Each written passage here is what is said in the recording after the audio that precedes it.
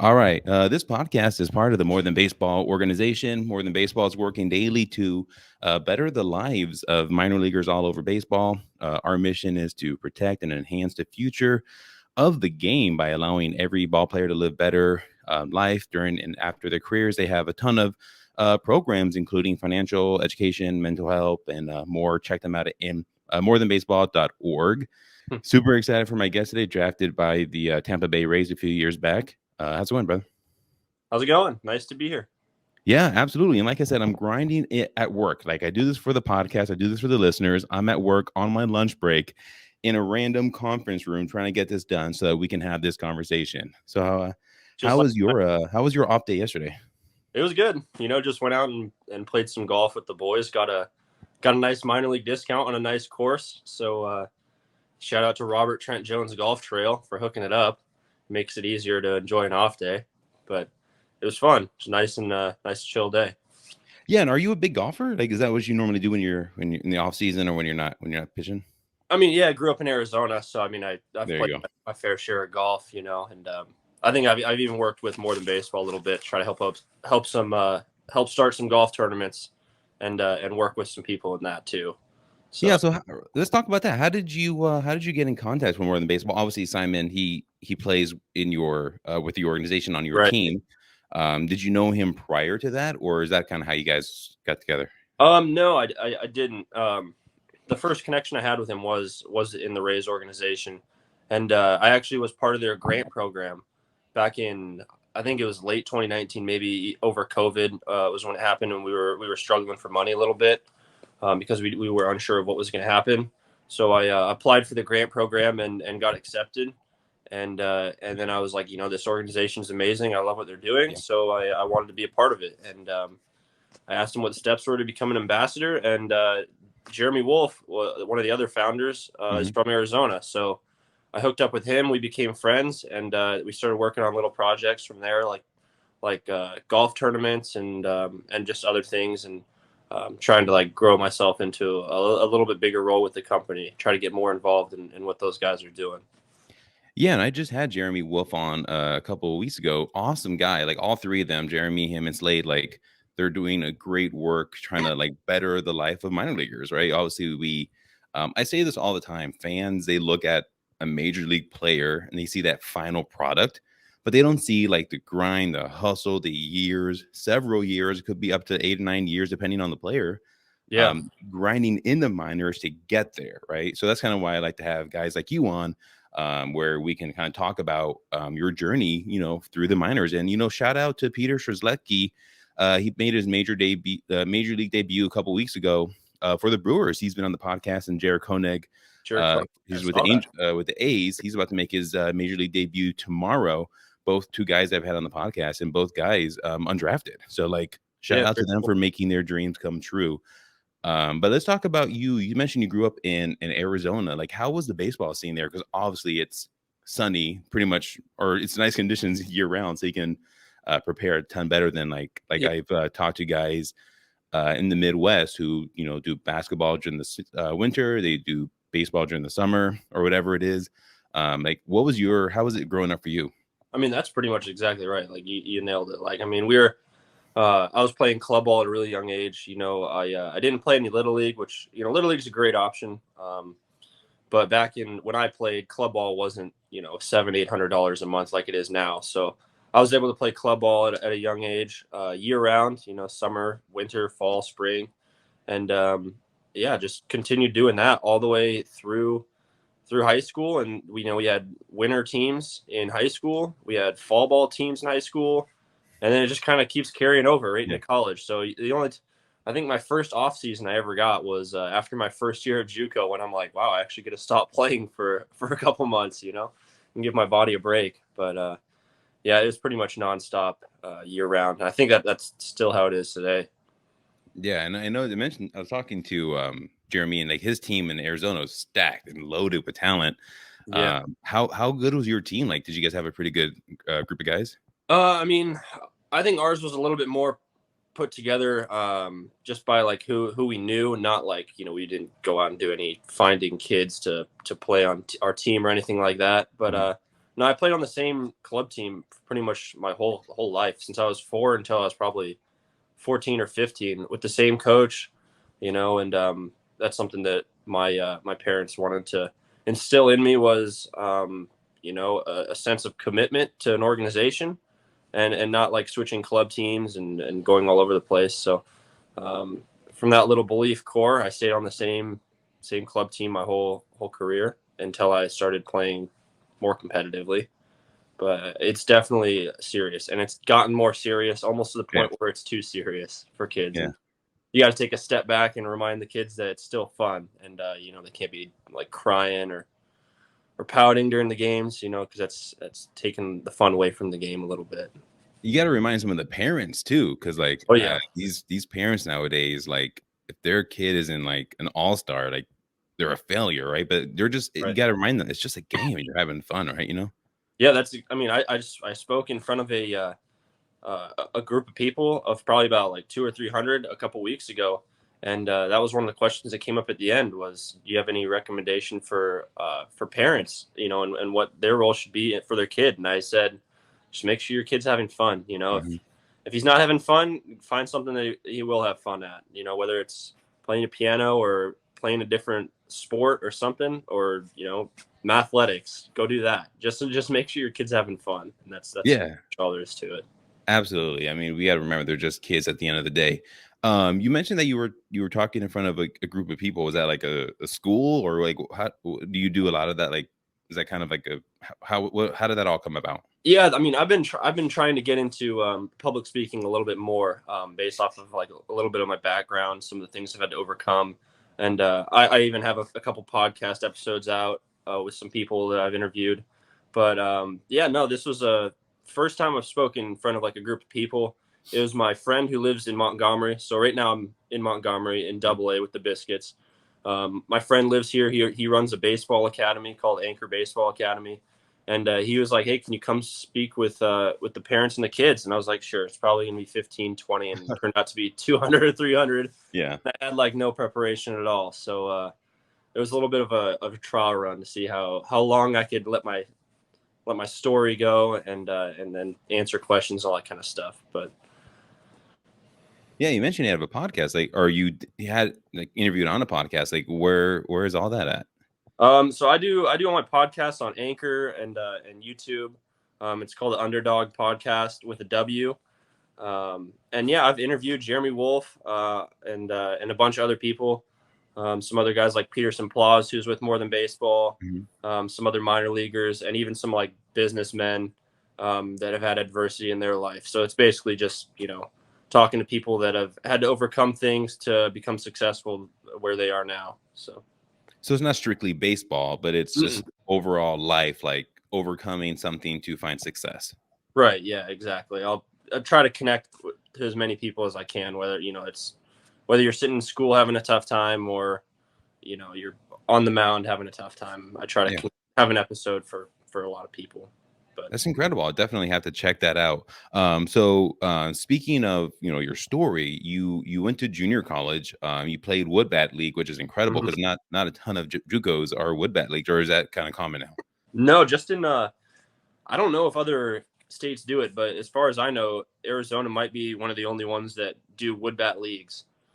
But yeah, no, I walked on to Yavapai Community College after my buddy got an offer there, and I just kind of fell in love with the school and didn't know where baseball was going to take me. And luckily enough, I switched to sidearm, or else I was probably going to get cut from the team. And ended up making the team and throwing like 75 innings that year, and we actually won the JUCO World Series. So part of the whole wood bat thing is we played wood bat for a whole season, and then we go to our district tournament and then the national championship game, and they say, hey, all you guys that have been hitting with wood bats, you can go to metal bats. And we started hitting farther home runs, and we were just too much, I think, for the competition, just because of what we were used to. Wow, that's incredible. And like, I love talking to guys who went to JUCOs and junior colleges, the grind that is there. Because obviously, like, there's different like regulations when you're in like Division I, like when it comes to like practices and all that stuff. Do you have any like interesting or maybe like funny stories of like your JUCO experience where You can try to explain to someone who maybe didn't go to a JUCO and they just look at you like, really? Like, we didn't do that in our university. Yeah, I mean, so I got the benefit of going to both, and I got to see the differences between Division One and JUCO, and I can tell you right now that my JUCO group of teammates that I was with was a lot tighter than my Division One group of teammates, and I mean that's just because I think we lived together all in the same place. We just grinded out the whole year and how far we went. I mean, it was just a truly a different bond than Division One. Um, everybody I run into with their kid in high school that they say, "Oh, my kid's trying to get D1 offers." I say, JUCO is good in a number of states. Arizona, Texas, Florida, lots of other states too. And that's a thing that a lot of parents and players overlook is that the amount of talent in JUCO is unreal. I mean, it's a lot of guys that just didn't have good enough grades, or maybe they had a little bit of discipline problems, or just guys like me that might have been overlooked a little bit, and they just needed a chance. And from there, you get a chance, and you're going to be playing every day as a freshman and a sophomore, which is, I saw in Division One maybe one or two freshmen play like all year. Everyone else gets redshirted, and then after your sophomore, you are going to get a lot of Division One chances if you play well, and then you'll start as a junior and a senior. So 4 years of starting against being redshirted, and then maybe 1 or 2 years of starting is a lot better idea in my opinion. Yeah, no, for sure. And what was some of maybe the bigger differences going from like the JUCO to like a, actual, not to a non-JUCO school? I feel like it was a lot more of a business in Division One NCAA. There was a lot more rules that you had to follow, and there was sponsorships. Like we were Under Armour and Marucci and Easton, and in my Division One, you had to wear all these clothes and follow these rules. And in JUCO, it's kind of just like you're JUCO bandits. You go to Dick's, buy a glove off the wall. You wear whatever you can. It's the true nature of baseball in JUCO, and in Division One, it's a lot more of a business, but it's still a ton of fun if you can find the fun in it, which is important. Yeah, no, absolutely. And I think out of your JUCO, I think they have a decent amount of like draft picture guys in major leagues like throughout the last several years. So like that specific college that you went to like produced like major league talent. It's not like you're just nobody's out there. Yeah, I mean we've got Jojo Romero, who's the latest guy to make it to the big leagues. Then we've got Kurt Schilling as an alumni, and I just played against one of my buddies from Yavapai, Darius Vines, in Double A with the Mississippi Braves. I mean, there's Yavapai guys all throughout the minor leagues and major leagues. Kirby Yates, I think, is a Yavapai guy, or no, Ken Giles. Ken Giles is with. I don't know where he was, but he was with the Blue Jays, I believe, at one point, or the Astros. Yeah, Ken Giles. But, yeah, that's awesome. Once you say again. No, I said JUCO is definitely the way to go for sure, I think. Yeah, and like I've had a ton of guys who have gone that route. Some got drafted, some were signed undrafted. Especially with the whole COVID year, I've had a ton of guys on there who just because of the 5 rounds they just didn't get picked, but they would have got drafted otherwise.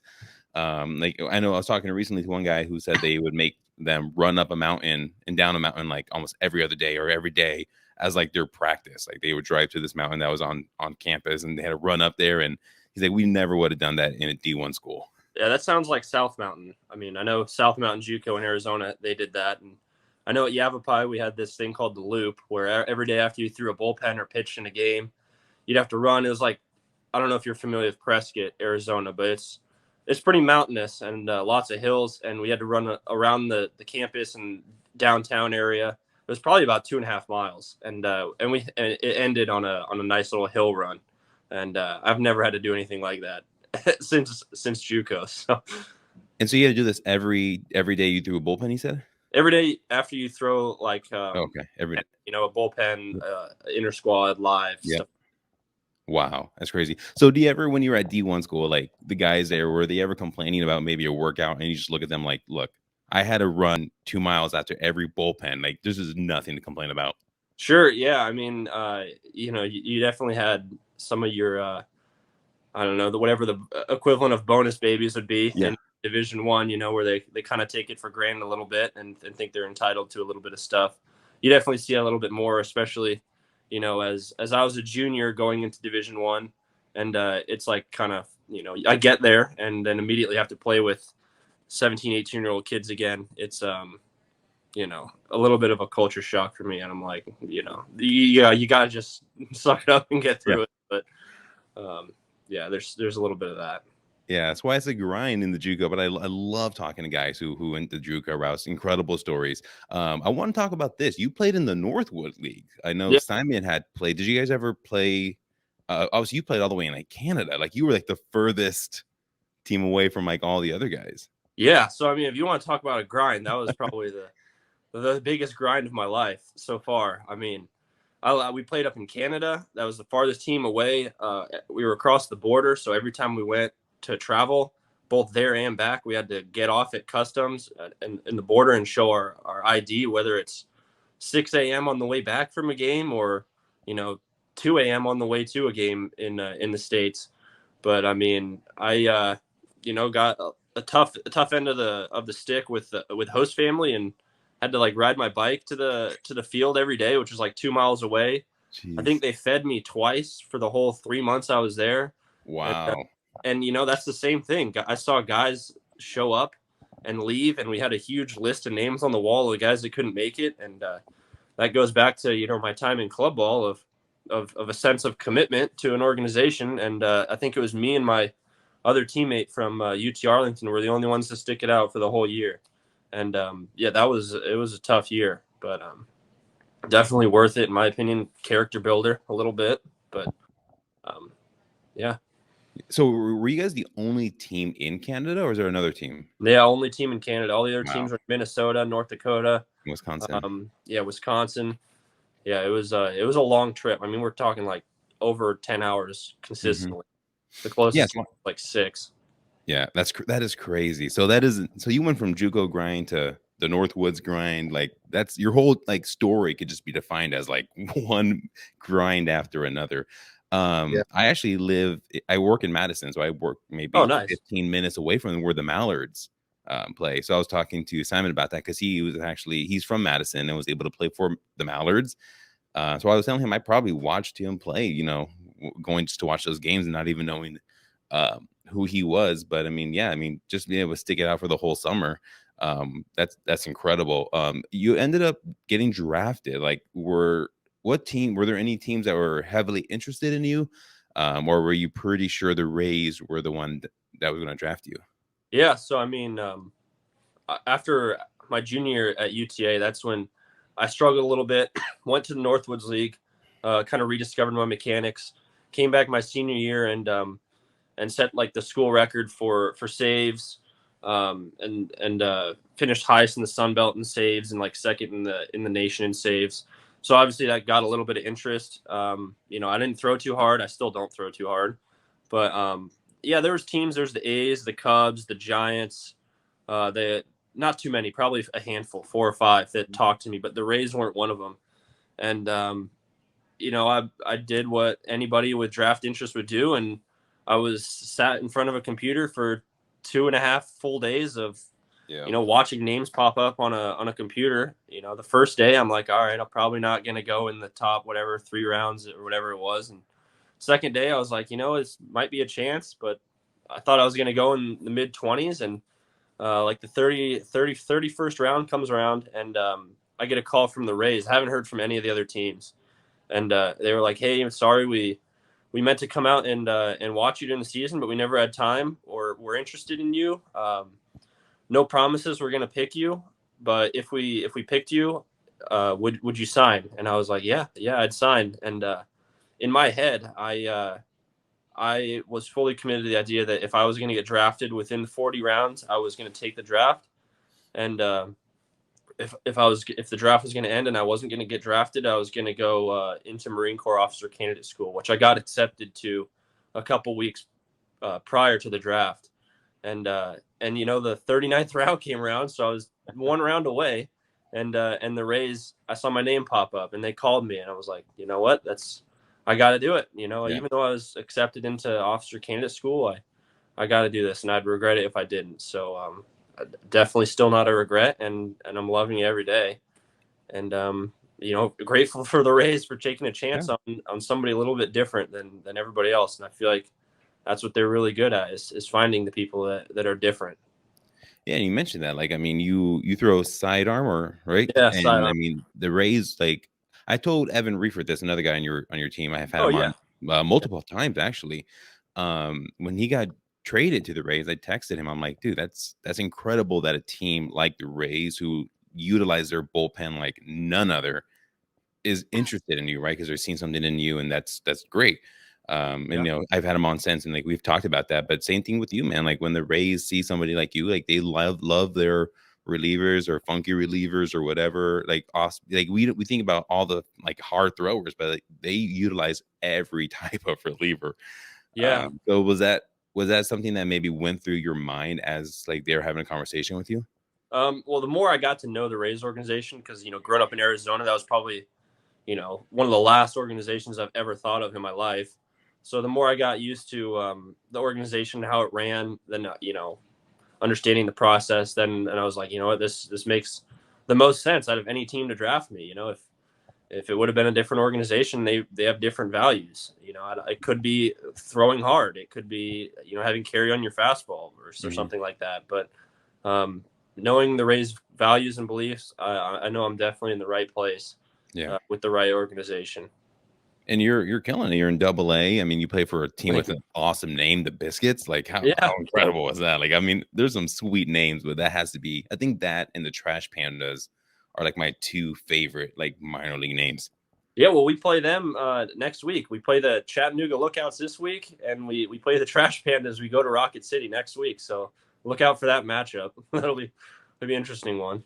Yeah, and I know a couple guys on that team. I've had them on the pod, and like they've been trying to get me to go down there, and I'm like, it's like a 12-hour drive, like I hear from it's where cool. I hear it's incredible. I want to go to Nashville. I know a couple guys who play for the Sounds of the AAA for the Mhm. Brewers. But again, it's just getting time to drive out there. I'm like, it is what it is. I mean, I would love to go out there and see them play, support some of the guys that I've had on here. So this podcast, like I said, we're part of More Than Baseball. Mhm. I'm in one of your teammates is the co-founder. Like they've been doing so many cool things. Like they've been helping with like the housing and all that stuff. Yeah. How is that? Like how has the housing situation been for you? Because obviously that's a new thing, and we were all happy when that came out. I mean, the Rays do an excellent job taking care of their players. They put a lot of money towards nutrition and like sports science and development, and they also put a lot of effort into the housing arrangements. Mhm. So every affiliate in the Rays system, we all have our own rooms, which is nice. I know some other guys that just came to our organization were sharing rooms, or they. I know there's teams that aren't getting paid for the FCL or AZL, or they're getting half pay for it, and the Rays don't do any of that. They look out for their guys. They pay them for their time, and the housing is a good situation for us. I mean, they'll make sure everyone is put up right and has their own little private area. And how key is that? Just speaking on like being able to provide housing, because this is like you said, this is all new. Like I've had guys on who said they've shared 6 or 7 guys in a room with like blow up mattresses and like Oh yeah, air mattresses like in the laundry room like, or the kitchen or the living room. Like I this is mean a it's new age. it's really key. I mean, anything that can take the stress off of, whether I have to pay for bills or whether I can see any growth in my bank account Yeah. is a big thing to take stress off my mind and put it towards, focusing on becoming a major league baseball player. And the housing thing is big. I mean, that's $300-$400 a month that I don't have to pay now. And I can, that maybe that'll go into off-season training or something like that. Yeah. But it definitely has made a big difference. Yeah, like I said, like they're working. Advocates for minor leaguers are doing a great Mhm. job helping out adopt a minor leaguer. There's a lot more awareness of like the struggles that minor leaguers are going through. And it's crazy because I've talked to guys through the off season, and you mentioned kind of going to working out. Like I've had guys who told me they worked out in like regular gyms, trying to get their baseball workout on, or they're Uber drivers. Like Evan, again, he was like woodworking or some furniture making or something like during the off season, like just so they can afford money to like, train to do their job. Yeah, I did both of those. I did Uber driving, and I worked out at a regular gym. So those are two check marks for that situation. Yeah.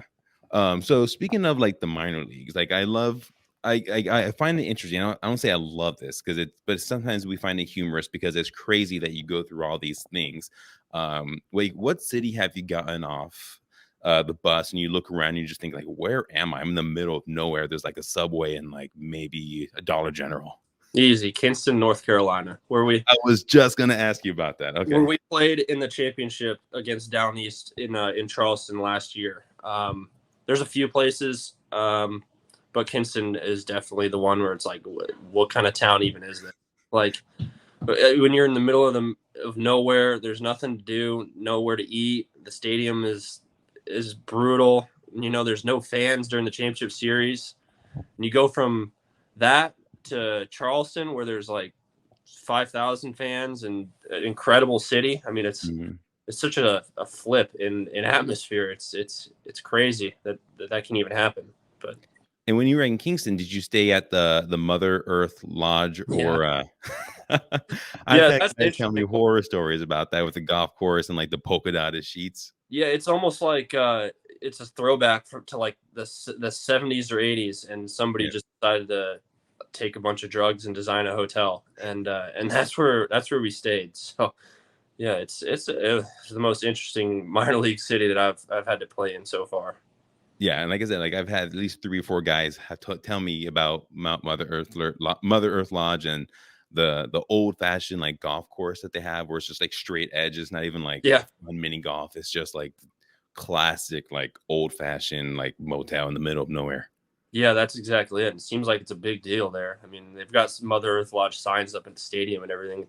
So they like sponsor the stadium and all that. Yeah, they got like a big Mother Earth thing in right field, and it's kind of interesting. I don't know how they make any money outside of us staying there. Well, they probably have minor leaguers like year round, or not year round, but throughout the whole season coming. Yeah, that's for probably sure. the only place they stay. Business. They probably get like a discount or something. Probably, but yeah. Did you play any mini golf there or no? Yeah, I did. You go play mini golf with the trainers and the strength coaches and some other players. It's all right. It's just like somebody, Evan Reifert did some woodworking and built it himself and put it out there. So, it's nothing special, but I guess it's kind of unique. They got shuffleboard and a pool. So, I mean, it's decent. It's probably a step up then from some other places you've been to. Yeah. I mean, the hotels are usually regular, like normal Holiday Inns. And, it's kind of cool to see unique places like that. But, it definitely got tired of it a little bit after I think we spent over a week and a half there straight playing. So we ended our season in Down East the last week of the year, and then we played them for the championship series. So we were there a while. Wow. You can only do so much mini golf, and there's like nothing. I think I was talking to Evan. There's like nothing there to eat. Also, I think he mentioned there's like a cafe or something there. And but other than that, it's that's about it. Yeah, there's nothing else there.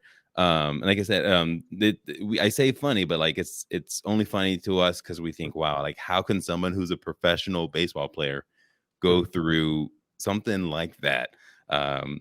Anyway, have you had any interesting fan interactions? Because I love asking this question because I get like the most random answers. Like I've had guys say fans ask them to sign their foreheads, or fans, begging for gloves, and they're like, "Dude, I only have one glove. Can't just give away my glove." Yeah, I mean, going back to JUCO, we stepped off the bus in the World Series, and first time ever of at a big event like that, I step off the bus, and there's a lady standing there, and she said, "Hey, can I have your glove?" And I'm like, "Sorry, I need that. I'm a JUCO player. I don't have any more gloves." But going to the minor leagues, I mean, I had some really cool fan interactions. Throwing sidearm kind of generates a little bit of an audience for me. Mm-hmm. I try to reach out to as many people as I can, or like answer Instagram messages and help kids out if they need help pitching. So like I've gained some pretty close friends through there, And like I've given away a pair of sunglasses and signed them for a kid. I had a guy create a baseball card for me and then bring it and give it to me. That was really cool. And I Like he still, made it himself, like Photoshop or whatever he did, and created yeah, them. like Nice. took a picture of me, then like edited it and printed it out on cardstock and gave it to me with all my stats and a bio. And that was pretty cool because being a 39th rounder, I haven't had you Yeah. know my tops deal break out yet. Yeah. So Yeah. it was nice to see kind of like a unique piece of artwork like that. But yeah, I mean, I always like to try to talk to fans and kids as much as I can. But Yeah.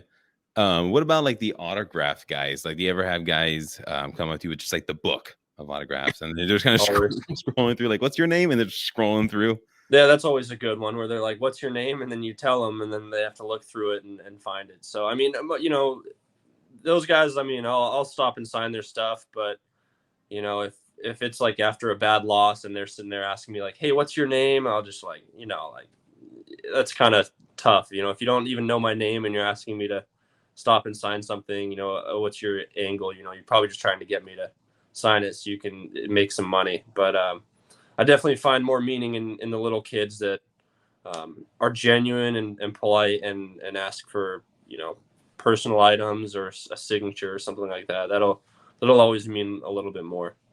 Yeah, I remember. I don't know if you know Brad Case. He plays for the Pirates. He also has a podcast from One Baseball. He mentioned that one time in, I want to say, Altoona or wherever they play.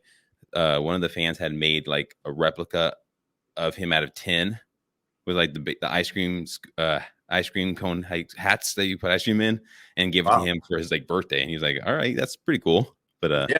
with his face like painted on there, I was like, "All right, that's unique." Like these minor league experiences that you guys have, it's crazy because the minor league stadiums are smaller.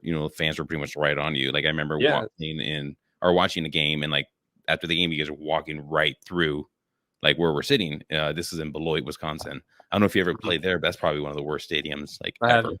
No, no, I haven't played there yet. But Yeah, well, it's they just got a brand new stadium, but like prior to that, like it was like Kingston is where I got was told, and then Beloit, Wisconsin was like these are the worst stadiums like yeah, I've ever played in.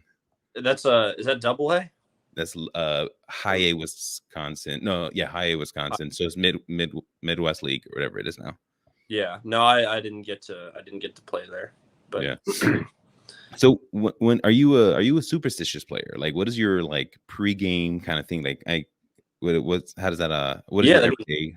that's another thing that I kind of came to a little bit of realization with in my college and pro ball life is um, I'm a big believer in the superstitions that don't directly affect the way that you play, like physical performance. Mhm. um, Try to get rid of them. That's my opinion. Like whether it's how many protein shakes you drink before the game, or if you tie your shoes a certain way, like those things don't directly affect how you play, and that's just one more thing that if you don't do it right, you're going to be thinking about it, and that could throw off your mental game. So I really worked hard last year to think about what kind of dumb stuff do I do that doesn't directly affect how I Yeah. play, and just say, what, forget it. Like if it's not my warm up routine, like the way I play catch or my pitch grips, it's not healthy for me. So no, I'm not superstitious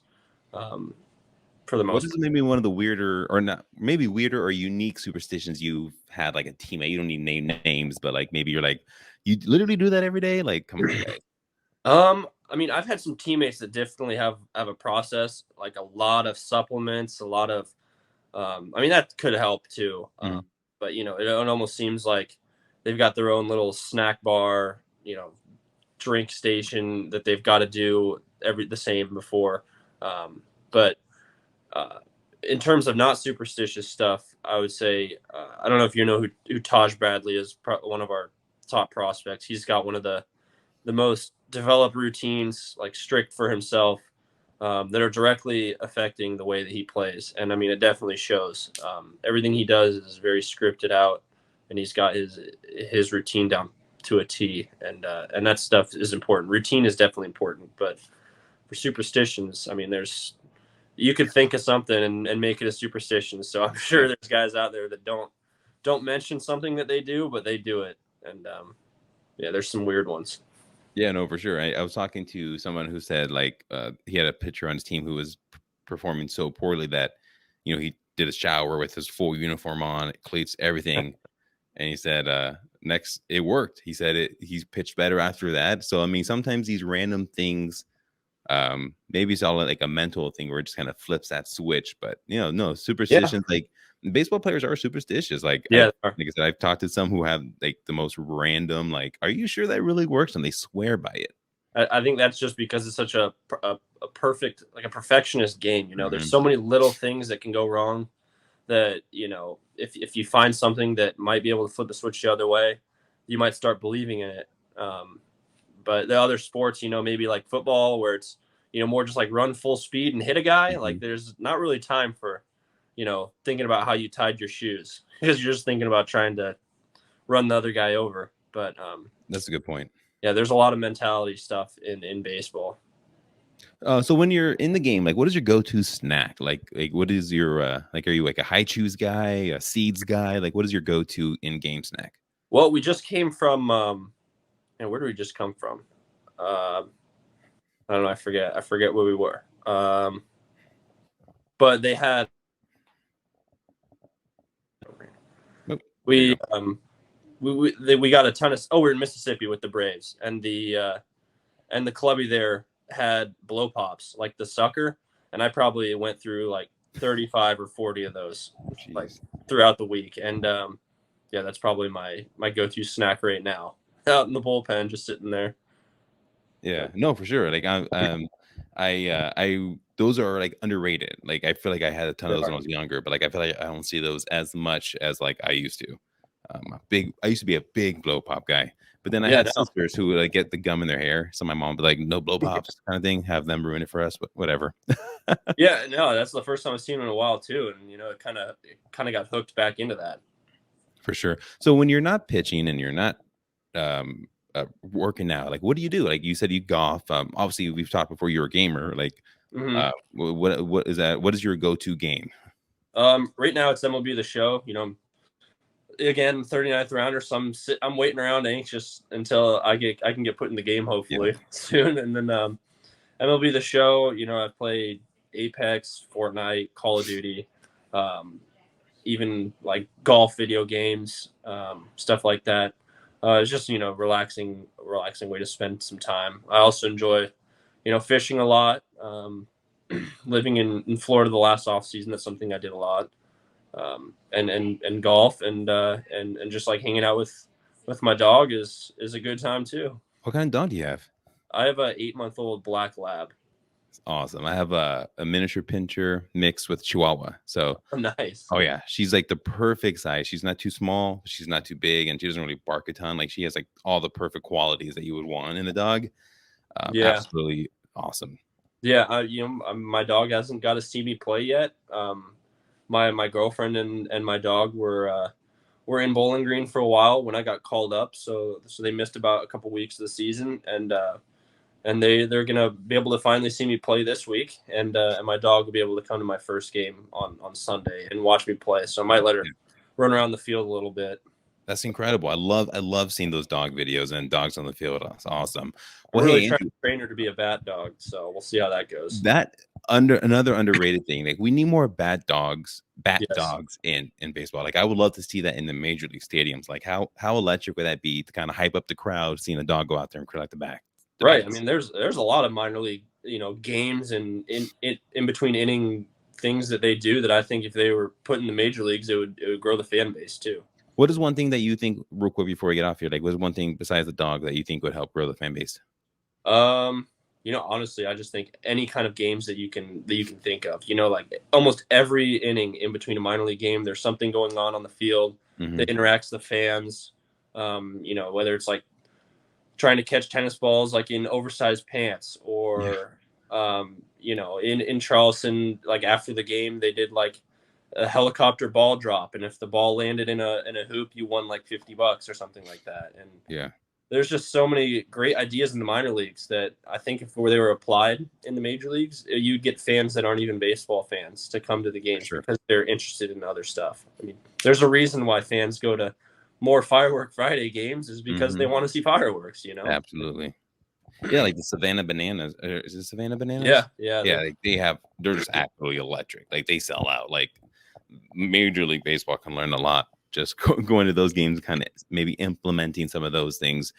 But Yeah. Andrew, I want to thank you for coming on. I do appreciate you taking your time to come on, talk to me for a little bit. We'll have to have you back on. I told you we're gonna have to game sometime. Like I'm not a MLB Sure. the Show guy. Like I suck at that, but like everything else, like we'll have to squat up sometime. Yeah, maybe we'll hook up on Call of Duty and do a little like interview or something and play Call of We Duty at the same time. Yes, we would totally do that. And like I mean, we'll have to maybe during the off season have to get a couple Fortnite or Call of Duty like tournaments going, some of the minor league guys, and see what we can do with more than baseball. So get some of that going.